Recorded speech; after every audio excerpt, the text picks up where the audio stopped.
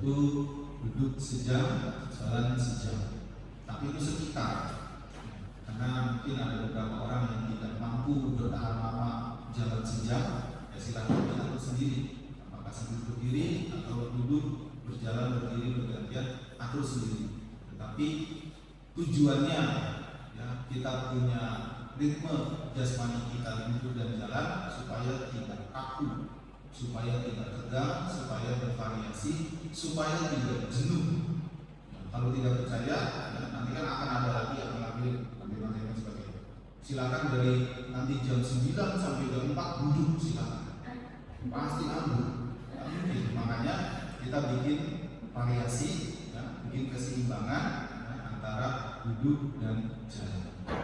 Ya, nanti mulai jam 9 kita duduk, ya, jam 10 kita jalan, jam 11 kita makan bersama, kemudian jam 12 kita mulai lagi. Karena habis makan itu bagusnya adalah jalan. Nanti jam 1 duduk terus sampai nanti selesai. Jadi kembali lagi supaya kita ada keseimbangan. Karena meditasi juga demikian, antara batin dan jasmani juga membutuhkan keseimbangan. Memang kalau yang belum biasa bingung, ayo suruh jalan. Sebaliknya, meditasi jalan sampai sekarang kalau di daerah hutan atau di tempat praktisi-praktisi itu adalah sesuatu yang sangat utama. Jadi ketika mereka berbicara meditasi pasti tidak bisa melewatkan meditasi jalan. Ya, bahasa palingnya cangkang. Apa itu cangkang mana? Ya jalan bolak-balik. Tapi jalan bolak-balik ya sama dengan seperti meditasi duduk, apa? Penuh perhatian. Bukan jalan bolak-balik itu mikir, ngelantur, terus bikin planning, ya itu namanya menghayal atau ngelamun, berpikir. Tidak. Jadi jalan bolak-balik tetapi sadar terhadap apa yang dilakukan. Tidak harus dilambat-lambatkan, juga jangan ngebut. Ngebut nanti temannya ketabrak. Jadi alaminya saja, jalan penuh perhatian, jalan normal. Ya memang di awal kalau yang belum biasa biar dari temannya. Ya enggak usah, kita fokus terhadap diri kita, fokus terhadap batin kita, fokus terhadap jasmani kita. Nah, karena meditasi jalan berbeda postur dengan meditasi duduk, ya ketika jalan salah satu objek yang paling mudah kita amati adalah sentuhan di telapak kaki kita. Jangan napas, kalau napas nanti nabrak.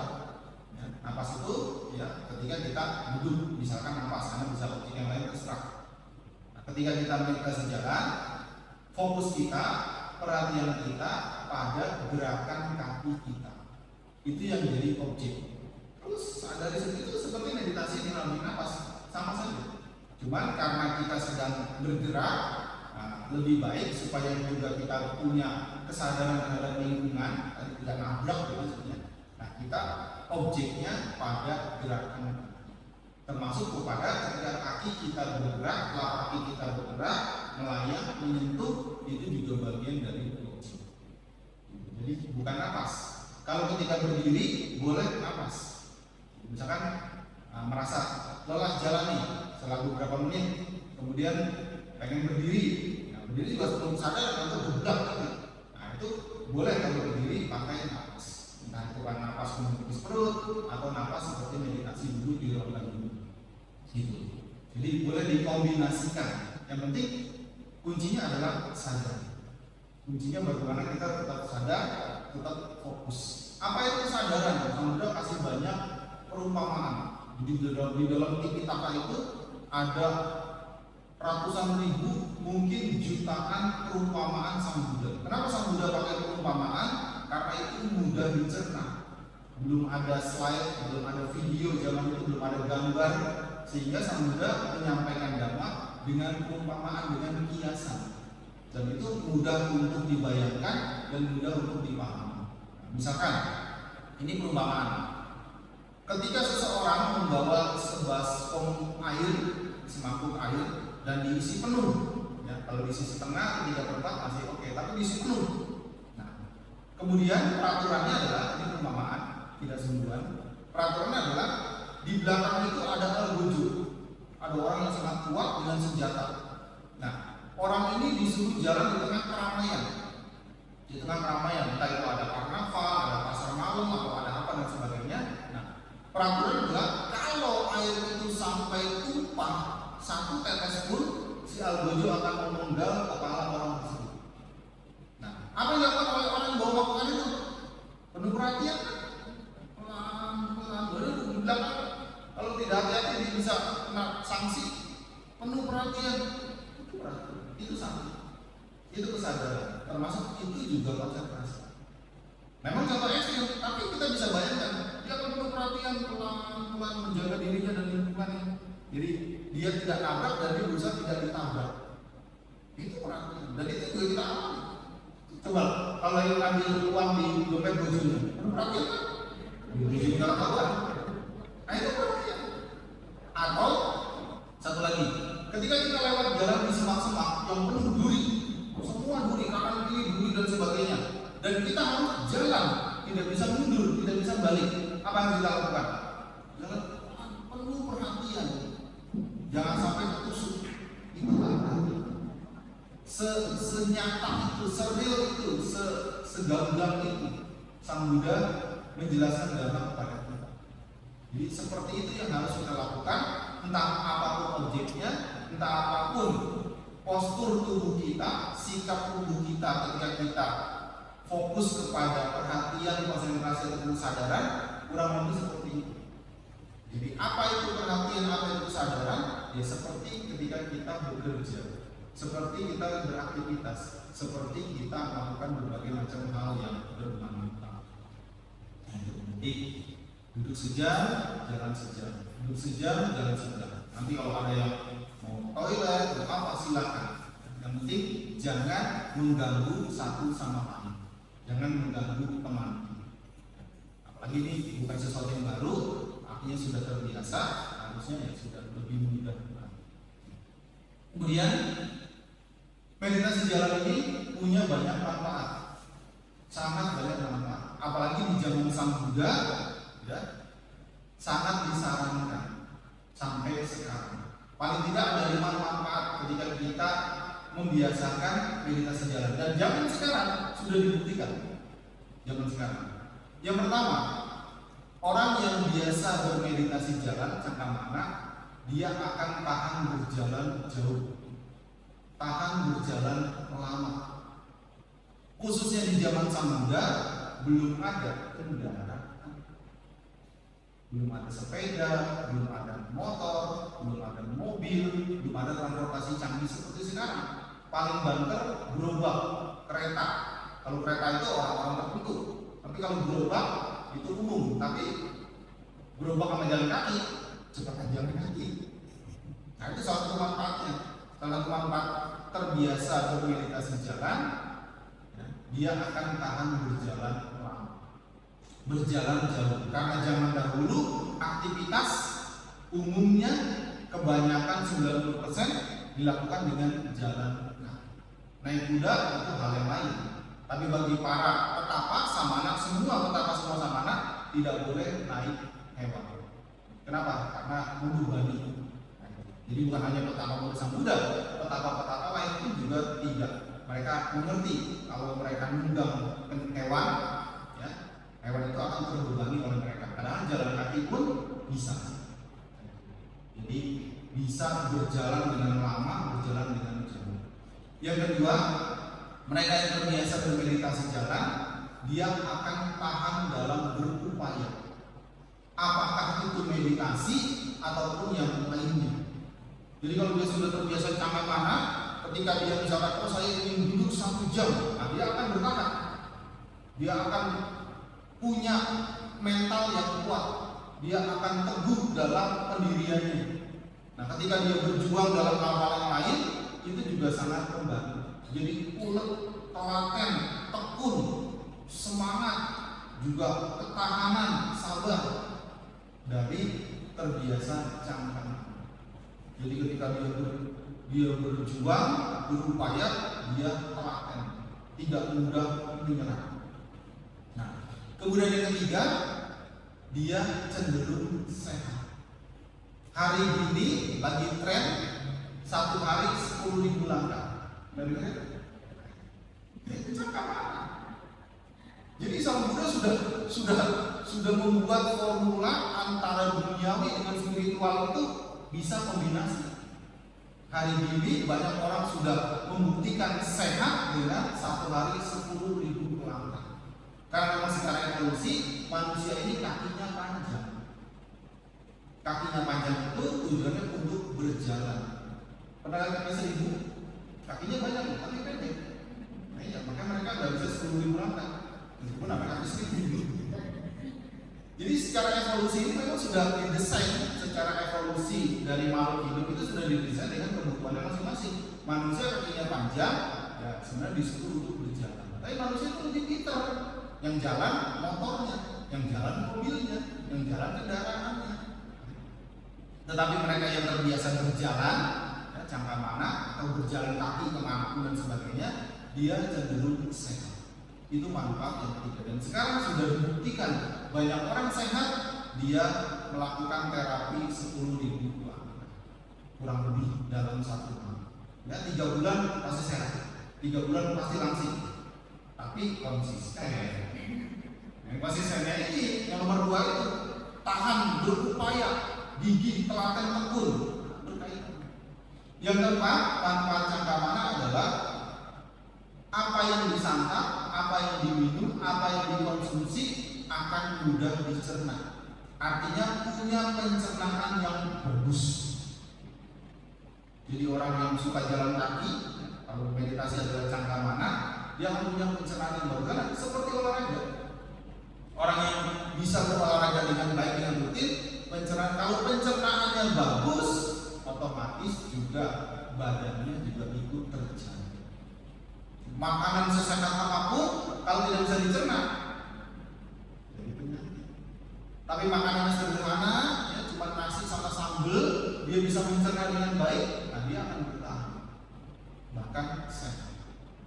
Nah, dan yang kelima adalah ketika dia berkesempatan bersamadhi, artinya dia punya kesempatan untuk bisa bermeditasi yang panjang, nah dia akan terhubung.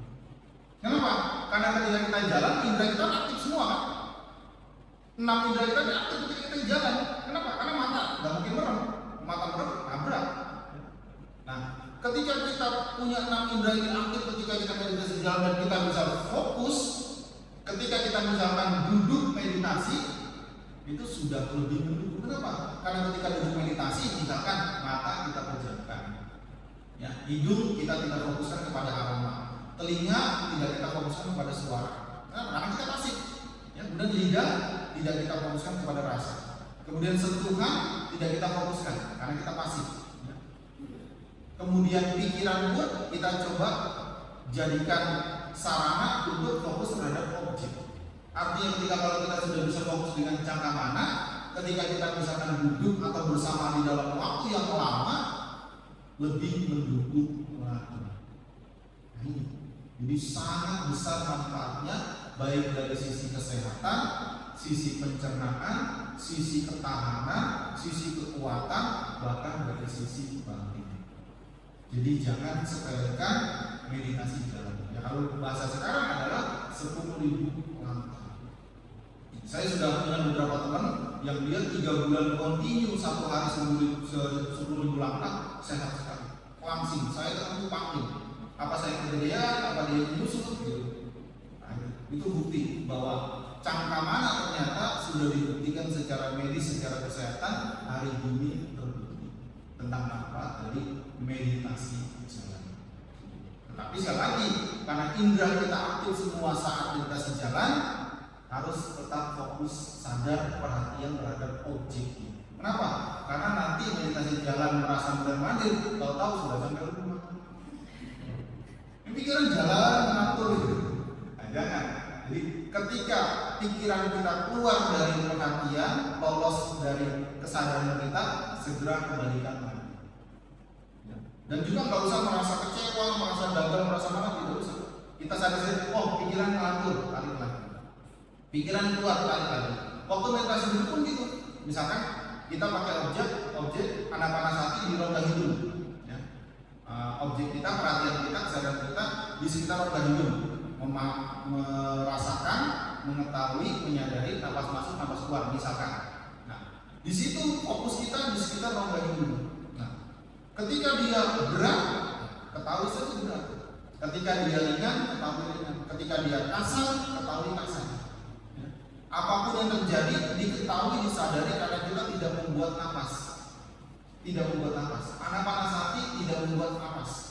Jadi napas apa adanya. Nah, disitulah bagaimana perhatian, konsentrasi kita, kesadaran kita, kita kuatkan, kita jaga, ya, supaya terjadi keseimbangan. Jadi batin itu juga membutuhkan keseimbangan. Keseimbangan seperti apa?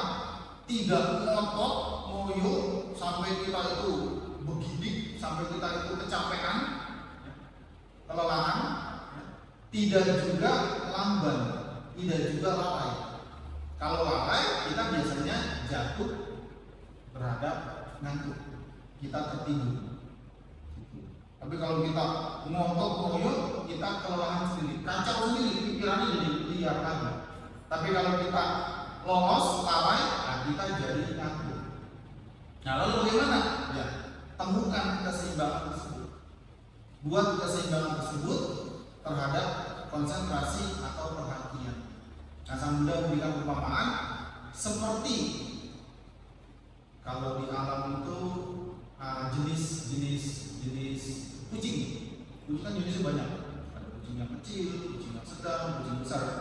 Singa itu termasuk kucing besar, harimau itu termasuk kucing besar. Nah, kucing-kucing rumahan itu juga jenis kucing. Karena dengan binatang lain ada perbedaan.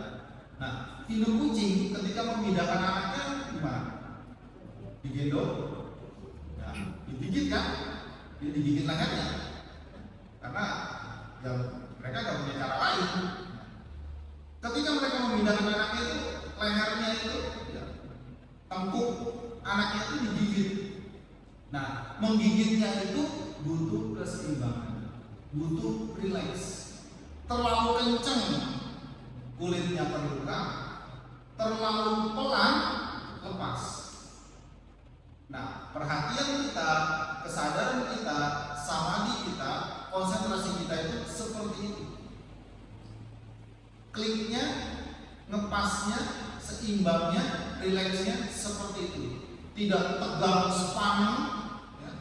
Nanti kecapean sendiri, ya. Pikirannya mumet sendiri, tapi juga tidak lalai, tidak lemah. Kalau lemah, ya, pegangannya lepas. Ya. Kalau terlalu kencang, dia melukai. Nah, jadi harus tengah-tengah.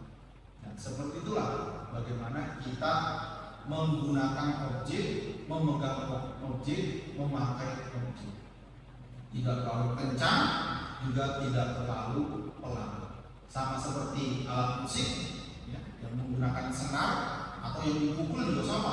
Terlalu kencang bisa pecah alat musik yang dipukul. Terlalu pelan bunyinya tidak sesuai yang diharapkan.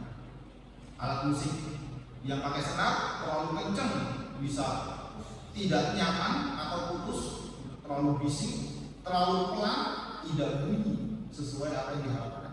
Nyetelnya tengah-tengah. Nah, tiap orang nanti ketemunya akan beda-beda. Tapi pada akhirnya bisa memahami, bisa mengerti tengah-tengahnya itu, rileksnya itu. Jadi meditasi adalah bagaimana kita menggunakan rileks antara batin dan jasmani, ya, supaya seimbang. Karena suka tidak suka kita bergantung kepada jasmani. Kita belum bisa melepaskan jasmani kita, sehingga jasmani kita pun harus kita seimbangkan dengan jalan duduk bergantian. Kecuali nanti kalau sudah bisa retreat panjang, bisa tuh wihara yang 24 jam untuk meditasi, itu bisa ngatur sendiri. Mau berdiri 2 jam, jalan 5 jam, duduk 3 jam, itu bebas. Tapi dia nanti akan ketemu ritmenya sendiri. Yang nanti dengan orang lain mungkin berbeda, tetapi tetap antara duduk dan jalan tetap ada. Tidak bisa sepenuhnya duduk, tidak bisa sepenuhnya jalan. Kalau sepenuhnya jalan pun akan terluka, akan cedera. Sepenuhnya duduk pun tidak akan mungkin, karena kita membutuhkan keseimbangan, membutuhkan relaksasi. Tapi karena ini kita sepakati dari pagi sampai sore, nanti tiba waktunya kita mulai duduk, jalan, terus seperti itu nanti sampai waktunya selesai. Kemudian yang terakhir, meditasi bukan berpikir, jadi berbeda. Jadi ketika kita tidak terus meditasi, silakan mikir, silakan berencana, silakan memeras otak istilahnya.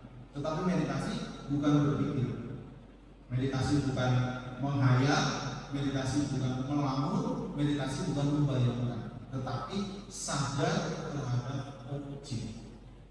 Jadi objeknya apapun silahkan sadar. Apa yang sadar? Ketika kita mau jalan, beli semuanya itu duri, ya, tentu ya kalau itu duri kita pakai alas kaki. Tapi pakai alas kaki pun tetap harus penuh perhatian. Kenapa? Karena bisa menusuk. Apalagi tidak pakai alas kaki, ya, tetap kena atau tidak parah ketimbang kita ceroboh. Jadi pilih objek, silahkan bebas. Nah, kemudian bagaimana konsentrasinya, bagaimana perhatiannya, bagaimana kesadarannya supaya bisa tetap terjaga, tetap bersama dengan objeknya. Nah, ketika sudah tenang, objeknya hilang, kemana? Nggak usah panik, emang begitu. Nah, itu seperti kalau zaman dahulu orang kan biasa menggembala, karena ada go-pala. Go itu ya, bisa diartikan sapi atau lembu atau kerbau sejenisnya. Pala itu penjaga, jadi penggembala nanti ternak. Nah, penggembala ternak yang pandai ini ketika sore tiba waktunya harus pulang, ya, harus dikembalikan ke kandang. Kalau tidak nanti kan bahaya, ada binatang buas. Dia nggak harus nyari jejak kakinya, nggak harus. Dari cari-cari dia punya orang, dan itu kan jumlahnya bisa ratusan, mumet cari-cari. Penggembala yang pandai ketika tiba sore waktunya belum pulang, masih leye-leye gitu sapi-sapi dan sebagainya, dia tidak menyusuri jalan kaki, tapi dia langsung ke mata air, langsung ke pinggir kolam, langsung ke sumber air, dan di situ mereka biasanya pada minum, pada nyantai, pada nobar dulu, pada campuran, karena mereka tahu akan istirahat sehingga mereka membutuhkan banyak minum. Jadi penggembala yang pandai, yang mahir, ketika sapi-sapinya belum pulang, mereka tidak menelusuri dengan jejak kaki. Karena menelusuri jejak kaki bisa salah arah, tapi dia langsung ke sumber air. Artinya apa? Demikian itu ketika kita meditasi, ketika kita merasa hilang objek, salah satu adalah karena mengantuk, ya, karena lalai, yang kita langsung saja kepada pusat di mana kita mengambil objek tersebut. Kalau misalkan kita ke rongga hidup, langsung saja ke situ. Nggak usah, larinya kemana tadi? Jam berapa hilangnya? Nggak ada, mikir jadinya.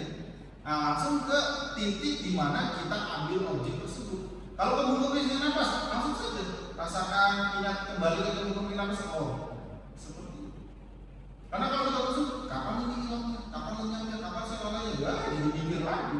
Jadi bercabang lagi, karena meditasi bukan berpikir. Meditasi adalah sadar terhadap apa yang kita lakukan. Nah, karena kita bermeditasi, yang kita lakukan tidak lepas dari objek. Harus ada objek. Kenapa? Kalau tidak ada objek, pikiran akan keliaran tidak menentu. Kalau pikirannya sudah capek, dia tidur. Nanti karena sudah tidur, dia sudah berpower lagi, bertenaga lagi, dia bangun keliaran begitu terus. Malah kita jadi kacau. Tapi tujuan kita bermeditasi adalah bagaimana kita bisa mengendalikan pikiran, bisa mengarahkan pikiran, bisa menggunakan pikiran tentu untuk hal-hal yang bermanfaat. Jadi pikiran harus diarahkan, pikiran harus dikembangkan, pikiran harus dikendalikan, pikiran harus ditujukan terhadap hal-hal yang baik. Kenapa? Karena pikiran punya hobi, punya kesenangan, punya sifat berkeliaran ke masa lalu atau ke masa mendatang. Padahal sesungguhnya saat ini. Di masa lalu kita pernah hidup, tetapi sudah tidak hidup. Kalau tidak ada masa lalu, tidak ada masa sekarang. Kita pernah hidup di masa lalu, 10 tahun yang lalu, 3 tahun yang lalu, 20 tahun yang lalu, tapi sudah tidak hidup. Namun memorinya masih ada, bahkan sangat jelas. Warnanya, rasanya, teksturnya ada. Kenapa? Karena kita pernah mengalami, tapi sudah tidak hidup. Sebaliknya, kita suka berencana, kita suka membayangkan, kita suka memikirkan ya, masa mendatang, besok begini, besok begitu, begini, dan sebagainya. Tapi itu belum hidup. Nah, hidupnya sebenarnya adalah saat ini. Cuma lagi-lagi hobinya pikiran, kesenangan pikiran, kebiasaan pikiran adalah ke masa lalu dan ke masa mendatang. Buktikan nanti waktu itu. Memang begitu. Nah, tugas kita adalah mengembalikan ke saat ini. Nah, tetapi hanya berupaya untuk melihat saat ini tanpa adanya alat bantu, tidak bisa. Tetap kejar lagi, tetap berontak lagi, sehingga dikasih tanda kutip mainan. Mainannya apa? Objek. Mainannya objek.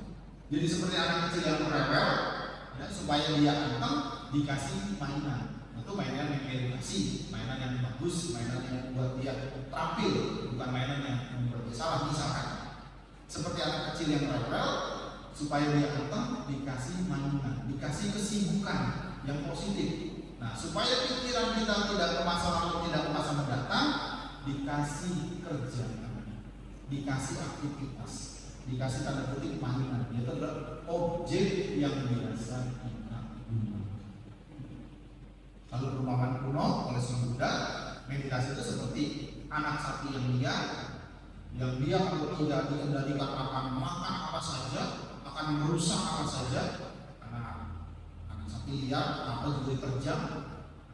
Tetapi dia bisa dikendalikan, bisa diarahkan, bisa dijinakan dengan tali yang kuat. Tetapi tali yang kuat itu belum cukup. Kenapa? Untuk bisa lepas, butuh pasang, butuh tiang, butuh tonggak yang kuat. Kalau tonggaknya lemah, juga kecabut, ketarik. Nah, seperti itu meditasi. Anak sapi yang lihat itu seperti pikiran kita yang ke masa lalu, ke masa mendatang, ke masa lalu, ke masa mendatang, terus begitu.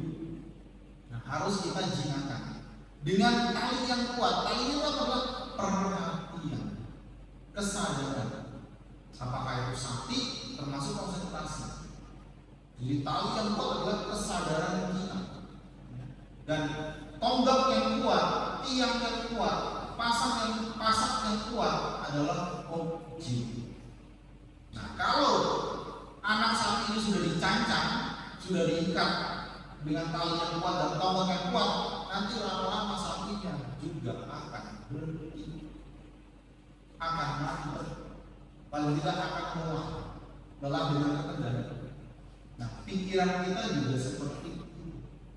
Kalau kita terus menjaga tali perhatian kita, terus bisa menjaga tonggak objek kita, nah, pikiran nanti bisa dikendalikan. Dan siapapun yang bisa mengendalikan pikiran, dia akan sangat damai, akan sangat tentram, akan sangat terkendali, akan sangat berbahagia. Dia bekerja penuh dengan perhatian, dia beraktivitas penuh dengan pengetahuan, dia melakukan berbagai macam kegiatan yang bermanfaat penuh dengan hal-hal yang berguna. Itulah manfaat dari mengendalikan pikiran. Jadi ketika pikirannya melamun, keluar, berpikir, tidak usah marah, tidak usah kecewa, tidak perlu kaget. Memang itulah sifatnya pikiran. Apakah dia ke masa lalu atau ke masa mendatang. Nah, tugas kita adalah terus sesering mungkin mengembalikan ke masa saat ini. Hidup sesungguhnya adalah saat ini. Supaya itu tambah kuat, tambah terjaga, dibantu dengan objek. Jadi harus ada objek. Kalau tidak ada objek, silakan buktikan, akan kelihatan ke masa lalu atau ke masa mendatang. Memang seperti itu sifatnya. Jadi silakan ambil objek yang biasa digunakan, ingat perhatian, ingat kesadaran, ingat konsentrasi, ya, membuat pikiran yang liar ini bisa terkendali, bisa terjaga, bisa terarah dengan baik. Ya, silakan bisa berdiri, atur posisi duduknya masing-masing, tidak perlu melihat temannya karena caranya berbeda-beda. Silakan gunakan waktu dan kesempatan ini dengan baik. Silakan.